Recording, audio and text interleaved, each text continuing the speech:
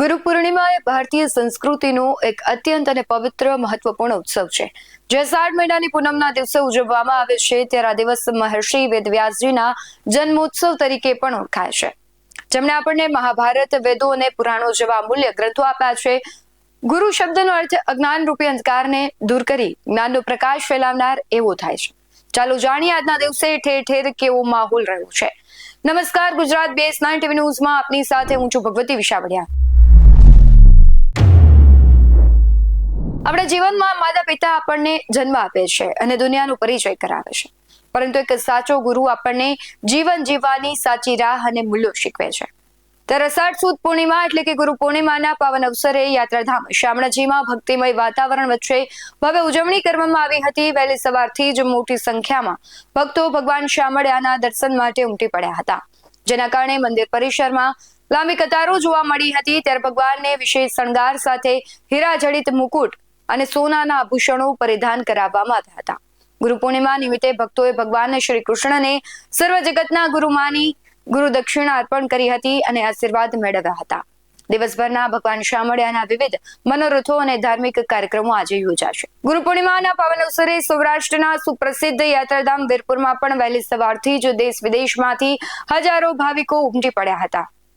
ભક્તોએ પૂજ્ય જલારામ બાપાના દર્શન સાથે તેમના ગુરુ પૂજ્ય બોજલરામ બાપાની સમાધિના દર્શન કરી આશીર્વાદ મેળવ્યા હતા.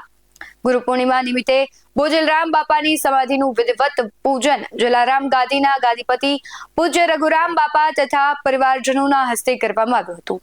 ગુરુ પૂર્ણિમાનો આજે શુભ સંયોગ હોવાથી યાત્રાધામ આખો દિવસ ભક્તિમય વાતાવરણમાં રંગાઈ ગયું છે અને જય જલારામના જયઘોષથી ગુંજી ઉઠ્યું છે.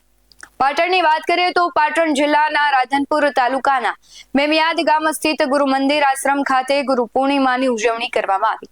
આ પ્રસંગે રાધનપુરના ધારાસભ્ય લવિંગજી સોલંકી સહિત આગેવાનોએ સંત શ્રી દેવીદાસ બાપુ અને ગુરુ શ્રી નારાયણદાસ બાપુના આશીર્વાદ મેળવ્યા હતા અને મોટી સંખ્યામાં ભક્તો ઉપસ્થિત રહ્યા હતા. સમગ્ર કાર્યક્રમ ભક્તિમય વાતાવરણમાં સંપન્ન થયો હતો.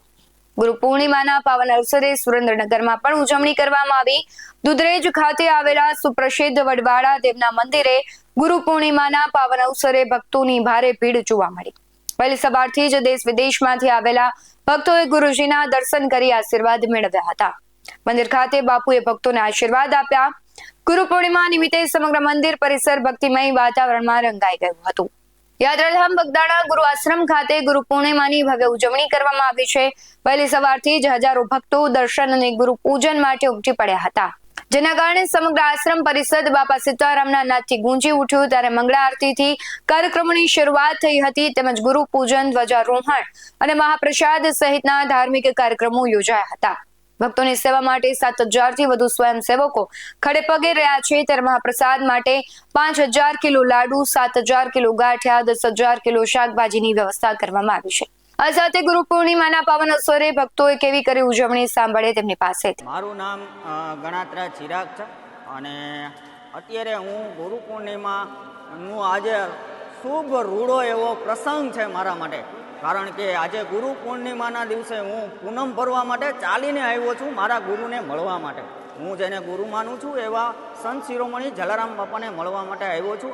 અને ખાસ કરીને અમે દર પૂનમ ગોંડલ જલારામ મંદિરથી ચાલીને પૂનમ ભરવા માટે આવીએ છીએ. મારું ગામ તો જસદણ તાલુકાનું નવા ગામ છે, પણ અમે ગોંડલ જલારામ મંદિર રાત્રે 11 વાગે 3-4 મિત્રો ભેગા થઈ અને ત્યાંથી ચાલીએ અને ખૂબ મજા આવે છે. રસ્તામાં ખૂબ ઉત્સાહ સાથે જય જલારામના નારા સાથે અમે ફાઇનલી અમે 5 વાગે 4:30 વાગે વેકુધામ પહોંચી જતા હોય છે. કેટલા સમયથી તમે ચાલીને આવો છો? અમે તો ઘણા સમયથી ચાલીને આવીએ છીએ અને ખૂબ ઉત્સાહ સાથે ચાલીને આવીએ છીએ અને જરાય થાક જેવું લાગતું નથી અમને. દાદાને પગે લાગી કેવી ધન્યતા અનુભવ? ખૂબ ધન્યતા અનુભવું છું. જલારામ બાપાને તો અમે એના મુખ જોવા માટે તરસતા હોઈએ છીએ કે ક્યારે પૂનમ આવે અને ક્યારે અમને એના દર્શન થાય. આજે તારીખ 29/7/2026 અને ગુરુ પૂનમ ખાસ અનેરો મહિમા હોય છે. આપણા શાસ્ત્રોમાં કહેવાયું છે કે મા બાપ સેવા, સમાજ સેવા અને ગુરુ સેવા આ સૌથી મોટી 3 સેવાઓ ગણી છે. એમાં ગુરુની સેવા આપણે અત્યારે દર્શન થકી, એમના આશીર્વાદ થકી મેળવવાના હોય છે. ત્યારે વર્ષમાં એકવાર હું જરૂરથી અહીં દર્શને આવું છું. હું મહીસાગર જિલ્લાના સંતરામપુર તાલુકામાંથી મોટી સઠણ ગામથી આવું છું અને છેલ્લા 17 વર્ષથી હું જલારામ બાપાના દર્શન કરી ધન્યતા અનુભવું છું. એમના પરચા અપરંપાર છે. એમની પરચા થકી મારા જીવનમાં ઘણા કાર્યો સફળતાપૂર્વક સિદ્ધ થયા છે અને આપ સૌને વિનંતી કે આપ પણ જલારામ બાપાના દર્શને આવો અને બાપાની કૃપા મેળવો. એવા સૌને જય જલારામ. બાપા સીતારામ. હું ગોહિલ સુરુભા ભીખુભા, કાળિયાબીડ, ભાવનગર. ઘણા વર્ષોથી ગુરુ આશ્રમની અંદર એક સેવક તરીકે સેવા કરી રહ્યો છું. આજે ગુરુ પૂર્ણિમાનો પાવન અને પવિત્ર દિવસ ગુરુ આશ્રમની અંદર ખૂબ જ ધામધૂમથી ભક્તિમય વાતાવરણની અંદર ઉજવાશે. દૂર દૂરથી હજારો કિલોમીટરથી યાત્રિકો પધાર્યા છે અને હજારોની સંખ્યામાં નહીં પણ આજે લાખોની સંખ્યામાં યાત્રિકો આ ઉત્સવમાં જોડાશે અને બાપાનો પણ પ્રસાદ પણ લેશે આજે. અને આજના આ ઉત્સવના કાર્યક્રમો આ પ્રમાણે છે. સવારમાં 5 વાગે મંગળા આરતી થશે. સવારના 7 વાગ્યાથી 8 વાગ્યા સુધી ધ્વજાપૂજન, 8 થી 8:30 વાગ્યા સુધી ધ્વજારોહણ, 8:30 થી 9:30 કલાક સુધી ગુરુ પૂજન ચાલશે અને 9:30 થી 10 વાગ્યા સુધી પૂજ્ય બાપાની રાજભોગ આરતી થશે અને 10 વાગ્યાથી પ્રસાદ વિતરણ શરૂ થશે. બાપા સીતારામ. આવા જ વધુ અહેવાલો સાથે ફરી મળતા રહીશું. તમે અમારી યુટ્યુબ ચેનલને સબસ્ક્રાઇબ કરવાનું અને ફેસબુક અને ઇન્સ્ટાગ્રામ પર ફોલો કરવાનું ભૂલશો નહીં. બાકી અવનવી અપડેટ્સ મેળવવા માટે આપ જોતા રહો BS9 ન્યૂઝ. નમસ્કાર.